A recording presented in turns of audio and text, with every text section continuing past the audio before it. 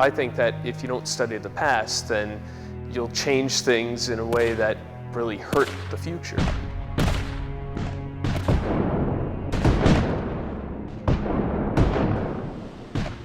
I actually get a part-time job at this museum working at one of our other locations out on the Antietam National Battlefield, which is the Pry House Field Hospital Museum. A ranger that I worked with down at Harper's Ferry, who's still one of my good friends, knew the executive director here and approached him when he knew that my time was running out with the Park Service and said, "You really need to hire this guy because he loves history and he'd probably do some really good things with the museum." The passion for me lies in actually handling the artifacts and then seeing the general public. Like, I get to go through the galleries at different points of the day and actually interact with the public. That's really my favorite right there, because I get to offer them a different point of view because they're looking at something that's in a case. I've actually handled what's in the case. I can give them more in-depth information. We have two surgeons' uniforms, one Union and one Confederate. So I can give them the full history of those uniforms, like who it belonged to, where they were on different battlefields, things of that nature. So really interacting with the public is what motivates me. I've always been a history nut.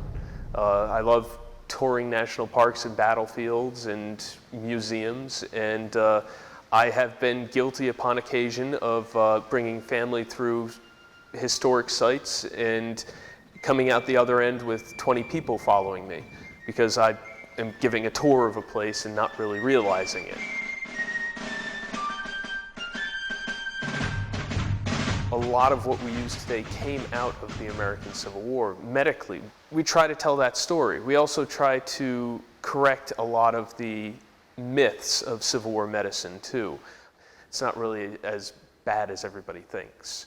It's actually a pretty state-of-the-art for the time. The reason why the average person must know this history or should know this history is because so much of what we use today came out of the Civil War, and so many times people forget about that and they want to change things without looking at the past, really. I feel that if people actually looked at the past and saw why we do things a certain way, they would kind of take that into account and better understand which direction they should go in when they try to make changes. And medically, but also, politically too. Featured in our galleries is the story of a private by the name of Peleg Bradford from Carmel, Maine. Peleg actually received an amputation. We actually have his prosthetic leg.